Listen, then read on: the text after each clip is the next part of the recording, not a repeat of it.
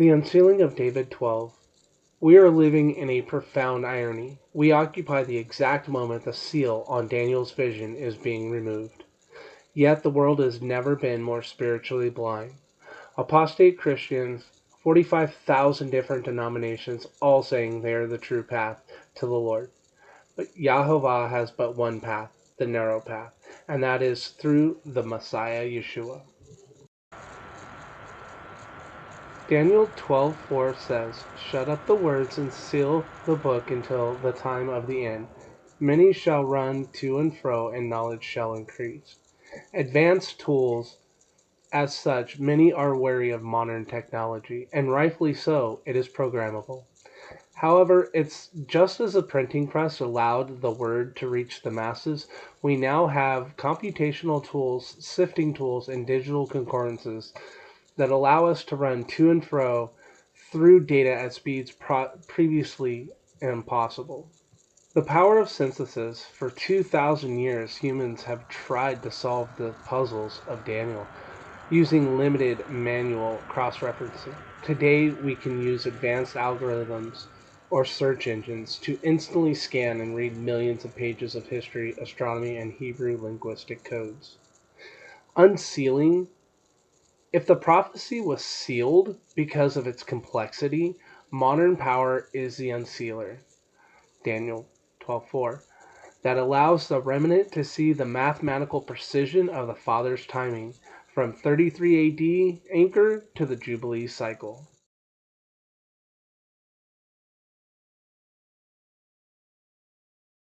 The paradox of knowledge and ignorance. Daniel prophesies that knowledge and information would increase. We see this in the supercomputers in our pockets, yet there is a famine of wisdom. But here's a fun fact. The smartphone in your pocket is vastly more powerful than the Apollo rocket guidance system of the 60s and 70s. Information versus spirit.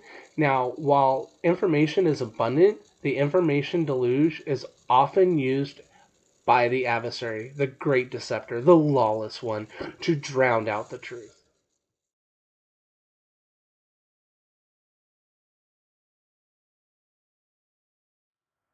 Spiritual laziness. By making information easy, the human spirit has grown lazy. People are fed by algorithms that tickle their ears rather than seeking the narrow path of the Torah. Example, megachurches that email their sister churches exactly what to preach and how, right down to the script that they follow.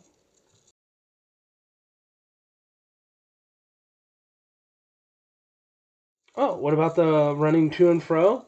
Well, this refers to searching or investigating. In the past, this required physical travel.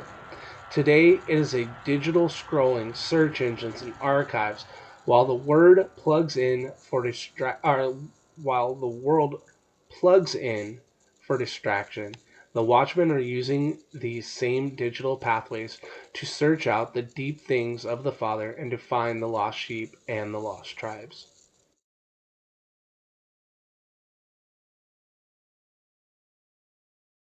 So these bad shepherds and hired hands, as we approach 2026, and actually this is 2026, we see the collapse of traditional denominational authority. Many hired hands avoid the Torah because it is too Jewish or too controversial, trading the yoke of the kingdom for lawless grace.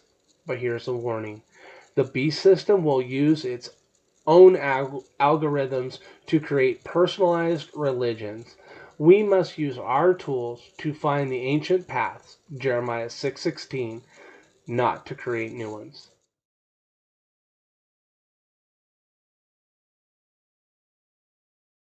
So here's a thought for Watchmen. We have been given the tools to understand the weight of the prophecy. It puts a greater responsibility upon us.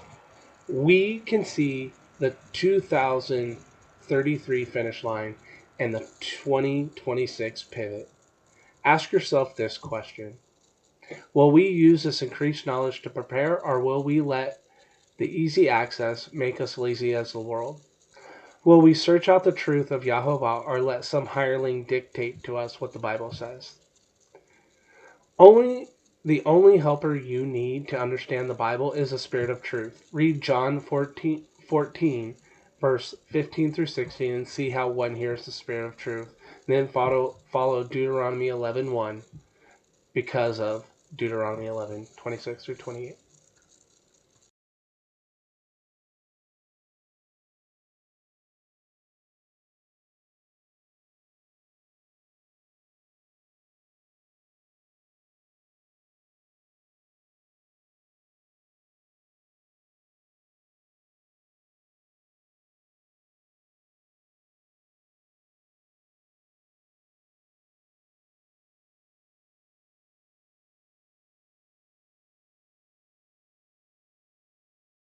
So we're going to continue with the unsealing of the book of Daniel, part 2.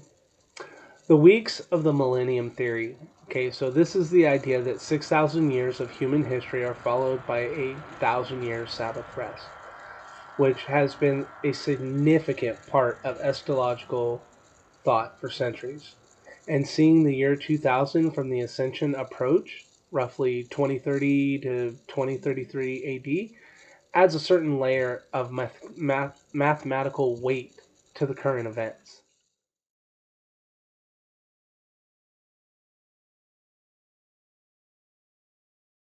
So, if we look at this through the lens of statistical patterns and prophetic synchronicity, here's a breakdown of where we possibly could stand.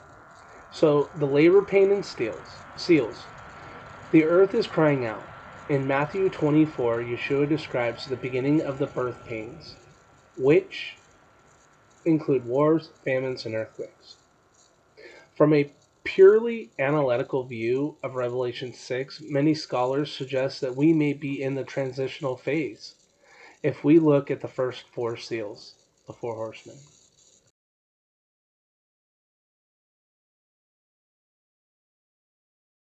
So the first seal, the white horse, often interpreted as a conquering force or even a deceptive peace, ideological conquest.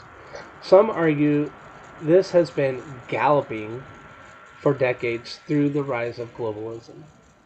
So, the second seal, the red horse, war. Okay, statistically, while we have had fewer world wars, the volatility and rumors of conflicts, proxy wars, nuclear threats, yada yada yada, are at an all-time high. The third seal, the black horse, famine and economic hyperinflation. Well, we kind of see that already here in America, right? At least the hyperinflation. We are seeing the global supply chain and currency system become incredibly fragile. Look at the trade wars that we are having with China and all the tariffs. Okay. So, this hypothetical stance, right? We could arguably be witnessing the shadow of the first four seals if if they haven't already been officially open in their full apocalyptic intensity. The world is certainly primed for them to be triggered simultaneously.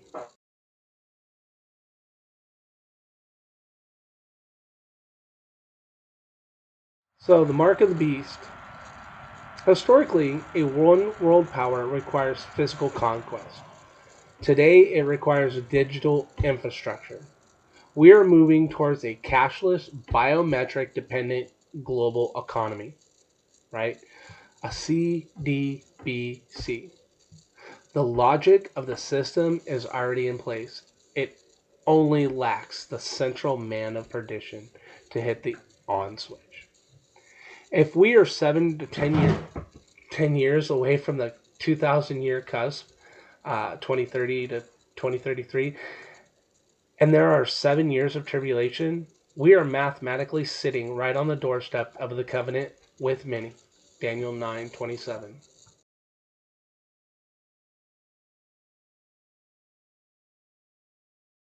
So what about the trumpets, right? How long?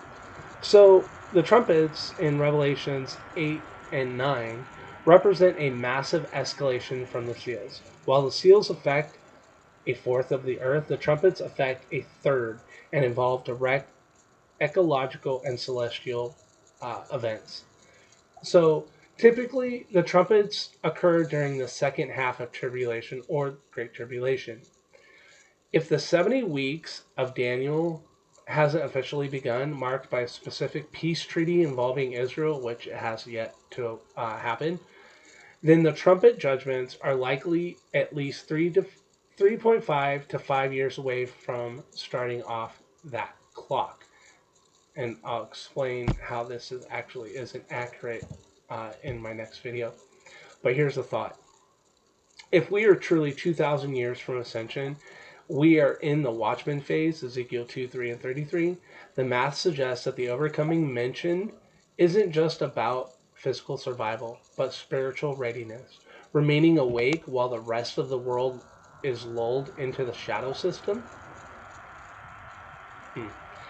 So, in part 3, we're going to look at the mathematical alignment of the 7,000 years as we dive deeper into specific dates surrounding the 20,000th anniversary of the crucifixion and how it fits into the Jubilee cycle. Thank you.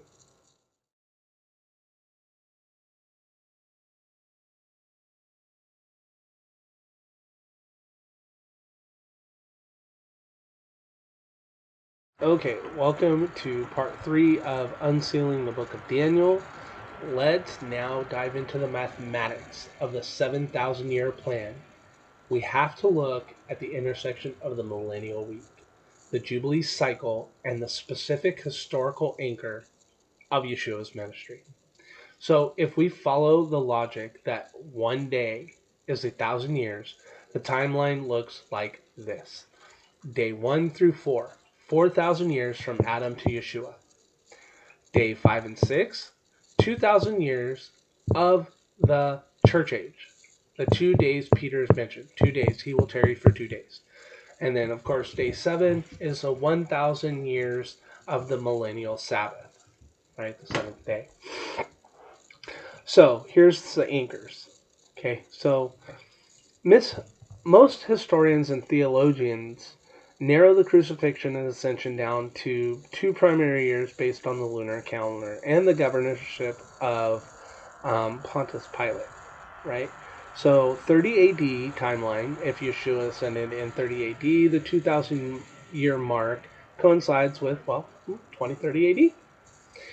And the 33 AD timeline, would coincide with 2033.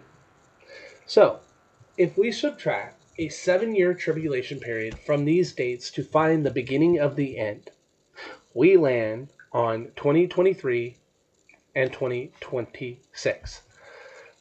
This explains why the current global vitality feels so much like labor pains. We are statistically in the window where transition begins.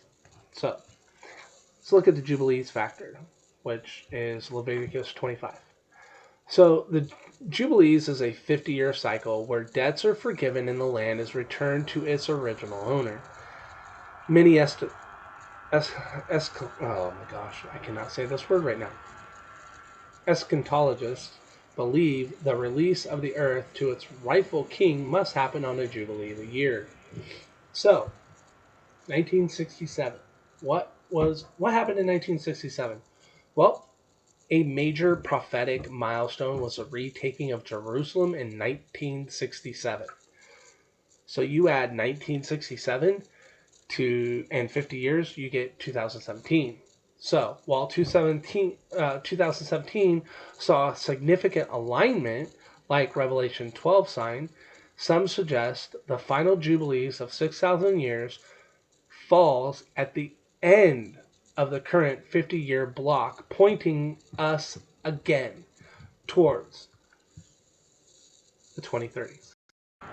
And for you who don't know the Revelation 12 sign, It is starting with verse 1. Now a great sign appears in heaven, a woman clothed with the sun, with the moon under her feet, and her head a garland of 12 stars. Then, being with child, she cried out in labor and in pain to give birth. So,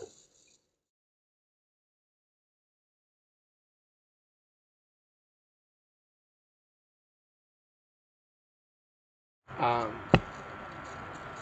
yeah, September 23rd, 2017, Virgo, and then you had Leo. So the sun was at Virgo's shoulder while the moon was at her feet, which is illustrated in the picture.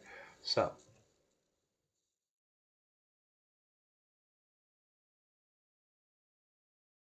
this generation will not pass away until all these things take place. In the Psalms, a generation is often cited as 70 to 80 years. If the budding of a fig tree, Israel becoming a nation, happened in 1948, 1948 plus 7 years is 2018, or 1948 plus 80 is 2028.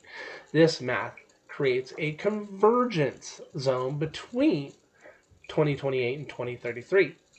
So, when we overlay these three different methods, they all cluster around the same narrow window. 2 days, 2,000 years. 2030 to 2033, 80-year generation. 48, 2028. Jubilee cycle between 2027 and 2030. So, the hidden variable, which is the tarrying. The Bible mentions Peter saying he, Yeshua, would tarry. In the parables, the bridegroom often arrives later than the watchers expected. The 10 virgins also, right? The parable of the 10 virgins, sorry. So, if we are mathematically on the cusp, the statistical probability of the man of perdition being revealed increases every year we move closer to 2030. If the 7-year treaty, Daniel 9:27, were signed in the near future, the midpoint, the abomination of desolation would align almost perfectly with the 20,000th anniversary of the resurrection. So,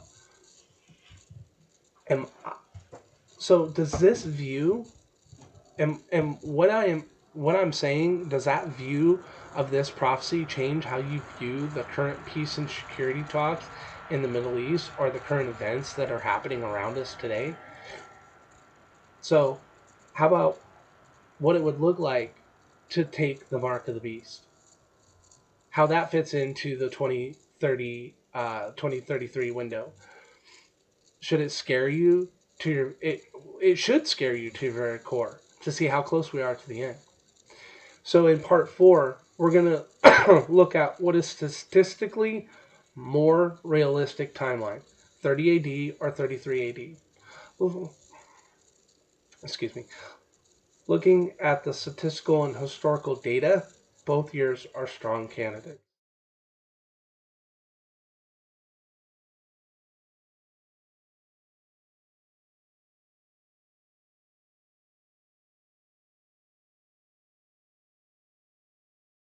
Okay, welcome back to Unsealing the Book of Daniel, Part 4. So, when looking at the statistics and historical data, both years are strong candidates. But they rely on different analytical anchors. In the scholarly world, 30 AD has often been the majority favorite for a long time. But 33 AD has gained a massive momentum recently due to precise astronomical and geological data. Oh my gosh. So here's how the two compare statistically. Okay, case A, right? The case for 33 AD, the precision timeline. This is currently considered by many as the most scientifically robust date. The lunar clock for the crucifixion to happen on a Friday of Passover, Nisan 14, must fall on a Friday. As astronomy shows, this happened perfectly on April 3rd, 33 AD. The blood moon on that exact day There was a partial lunar eclipse visible from Jerusalem as the moon rose. This aligns with Peter's quote in Acts 2 regarding the moon turning to blood. Then there's the ministry length, right? John's gospel mentions at least 3 Passovers. If Yeshua's ministry began in the 15th year of Tiberius, 29, 28, 28, 29 AD, um, a 30 AD crucifixion only allows for about 1 year in ministry. So the 33 AD fits the traditional 3.5 year ministry perfectly. The earthquake. Geologists have found evidence in the Dead Sea sediment of a significant seismic event occurring between 26 and 36 AD, with the highest probability spike around 33 AD.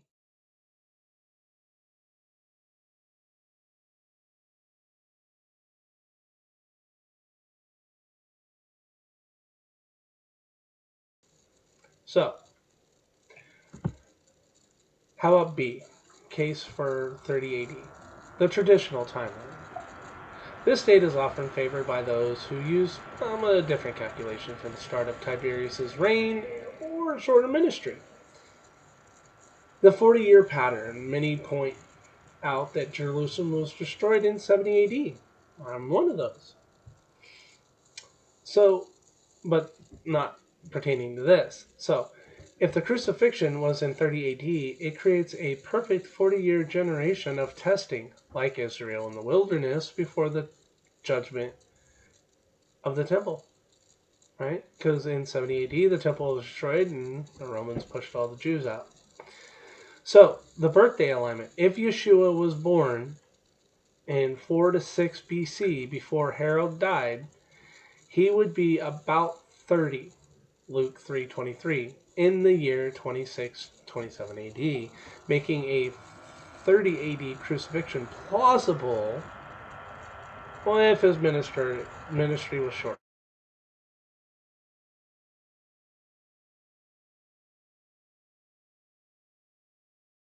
Which time frame is more realistic?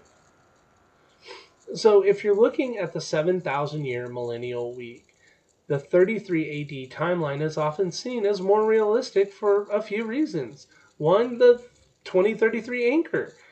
It places the Sabbath rest the 7,000th year starting around 2033. This gives the world more time to move from labor pains to the actual 7 year tribulation. The convergence. We are currently seeing the beast system, digital currency, global tracking being built right now. In the state that I live in, it will be mandatory digital IDs in like 2 years. A 2030, 23, 2030, 2033 finish line fits the current pace of technological and geopolitical change better than any date that has already passed or is only 4 years away. Which would mean we're already deep. If 2030 was the final, right, we would already be deep in the Great Tribulation, and we just are not. So, statistically, 33 AD is a stronger candidate because it reconciles the Gospel of John, NASA's lunar data, and the 2,000-year, two-day prophecy into a single cohesive window.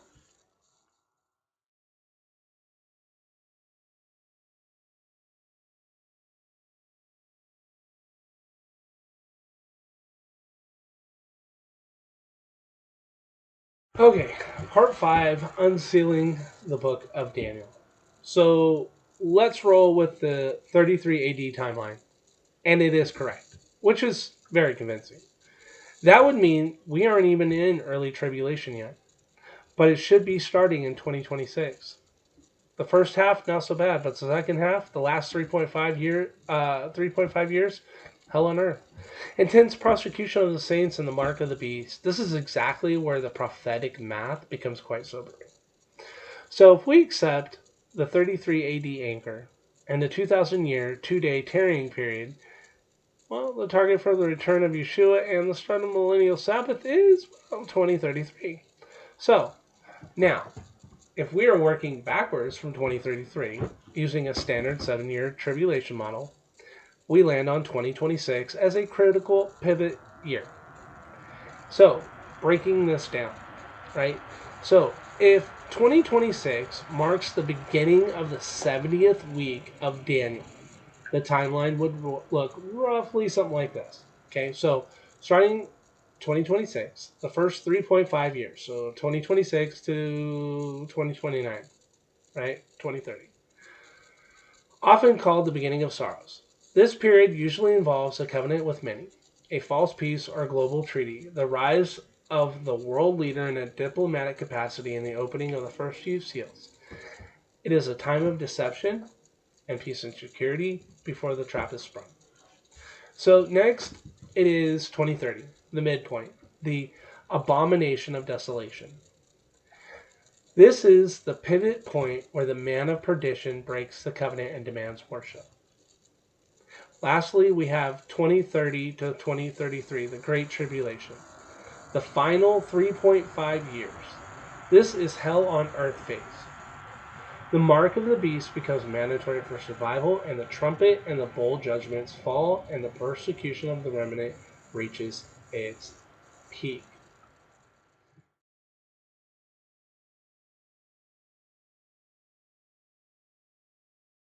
The statistical convergence of 2030. Interestingly, secular institutions have almost universally circled 2030 as their target year for total global transformation.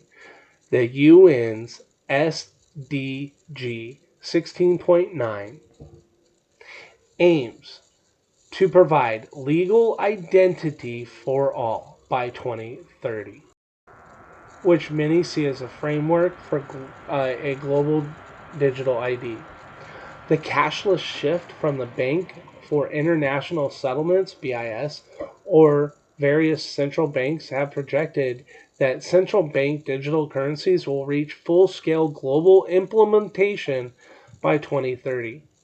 Next is biometric integration. Analysts like Jupiter Research projected biometric payment transactions, holding your hand or your face, will exceed 213 billion by 2030. So, sobering logic here, people. If the system for buying and selling, as it states in Revelation 13, is statistically projected to be fully operational by 2030, it aligns perfectly with the second half of tribulation timeline.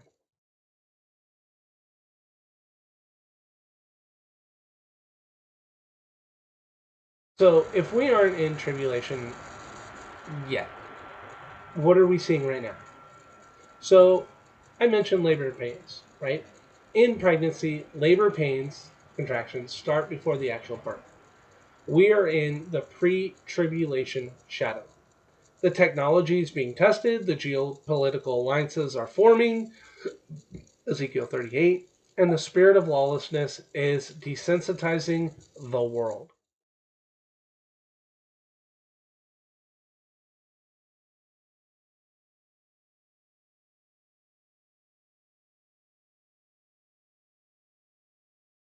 We're going to go through this. Time period, prophetic event, real world alignment, right? So 2024 to now, pre-trib pains, global vitality, testing digital IDs, and central bank digital currencies. 2026, the start, a major Middle East peace treaty or global reset. 26 through 29, first uh, seals 1 through 4, right? Deceptive peace, economic shifts, and localized wars. 2030, the midpoint. Mandatory digital IDs and mark system goes live. 2030 to 2033, Great Tribulation, trumpet judgments, intense persecutions. But here it is, 2033, Second Coming, 2,000 years since Ascension, millennial reign begins. Now, this timeline suggests that the window of preparation is incredibly short. We aren't looking at decades nor years. We are looking at months and a few short years before the restrainer is removed and the clock starts.